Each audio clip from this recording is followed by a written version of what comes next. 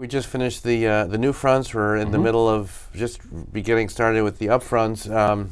It's changed, I think. The demands from the agencies, from the broadcasters around the programming and the buy and the marketplace has changed. How has it changed, and what does performance mean, perhaps? So I think the big change is really that instead of buying spots and dots, agencies and their advertiser clients are buying audiences. They want to be able to capture the right people across a multitude of programming. And what that's done is it's made data much more important in the conversation and being able to deliver against that. So the performance part of that, I think, is being seen across the industry, including award submissions at Cannes. Right? You've got to be able to deliver an audience and then have actual marketing metrics that you can apply against them. It's a much more scientifically driven activity, I think, than it used to be. But I think what's interesting about it is there's an art and science still in the creative development. You know, the science piece may have been amped up, but the art part is still there, definitely. A lot of people think that Nielsen is, a ratings company, which it is. Performance is different than ratings. Yes. So how do you guys address the performance side of the business? So first you need to be able to find your audience. So where are those eyeballs and at what time of day and across what programs and platforms, right? So our total audience measurement is designed to do just that. I want a specific audience, not just a demographic target, but a specific audience across a variety of programs, and it might be age and gender, as well as buying profiles, as well as some other demographic or psychographic kinds of information. All of that exists, and we have then the Nielsen Marketing Cloud. So we've taken lots and lots of our data assets and put it together and made it available for agencies and advertisers to target against. Then you can measure the performance of that on delivery, and you can then negotiate your rates with the advertisers and the broadcasters to make sure that there's equal value for what you're paying. So how pervasive is this demand for performance now in the media agency world? It's extensive. I think most conversations now are led with performance. It's not just about buying impressions anymore. I need to make sure that the impressions that I'm buying are actually driving the marketing activity that I'm trying to exert. So whether it's developing an audience for a specific product, or whether it's capturing eyeballs for a promotion, or whether it's just enhancing or building the brand equity for an advertiser, you need to be able to get to the people that you're trying to reach and affect and impact. Cool. Dave, let's talk about the total audience and sort of the holy grail for advertisers and of course the work that you guys are doing. Give us an update on where things stand in terms of perhaps some initial activations and some feedback that you've been getting, and sort of what the roadmap is. So the roadmap has been pretty well publicized. We have got a number of the broadcasters, most of the television broadcasters, in fact, a lot of the MVPDs, and a number of digital publishers as well. The data right now is being held on a sort of proprietary basis. So if you're NBC, you only get to see NBC's data. That will open up eventually, and they'll start sharing it within the publisher side of the business. Once that's done, they're going to then open it up to the advertisers and the agencies. I think it's probably around the third quarter of this year when that will happen. It's not going to be used for upfronts.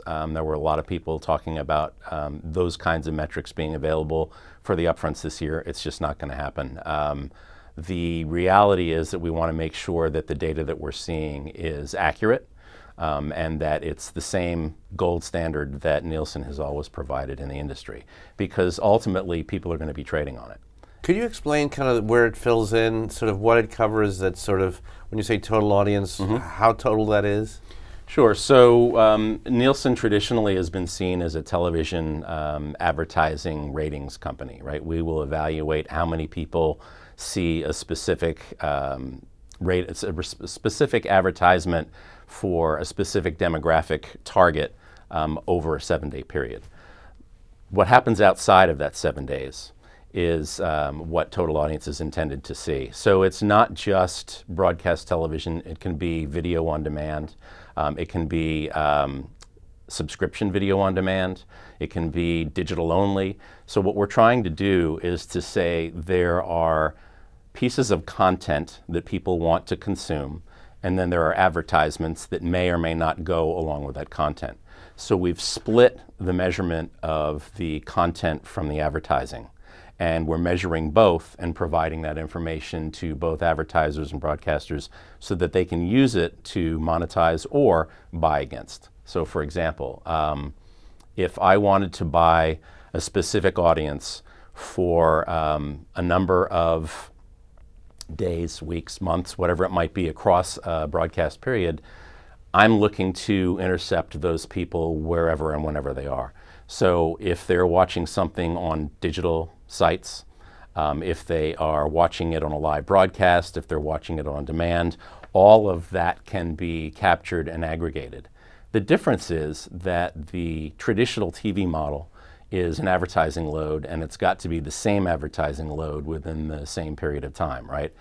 That's being unbundled so that we can measure the content separately from the advertising, because the advertising in the digital spaces is not always the same linear ad load that you'll see on television. And based on the target in digital properties, very often we'll be watching the same content at the same time on a digital player, but getting a very different advertising load submitted to us on the basis of our profile and the activities that we take and perform online. So the intent is to separate the advertising from the content and be able to put a rating or a measurement against each of those pieces, which can be combined or not, depending on what the advertiser or the broadcaster want to do with it. Because not all content is going to be with an ad load, right? Some of it may be just out for VOD, no ad load at all. So those are the kinds of things that we're trying to do to fill in the gaps. You can measure beyond the 7-day. Ultimately, what we're planning on having to do right now, our VOD will go out to 35 days. But ultimately, that, as long as that's available in a VOD library and we have the information that says what the content is, we'll be able to tell you what the viewership is for that piece of content out as long as it's available. And Dave, finally, we're getting ready for Cannes coming up in about a month. Yep. It's going to be great. I wanted to ask you what you guys are doing, but more importantly, you know, what you think the expectations or the questions or the sort of the interest from your clients will be there at Cannes.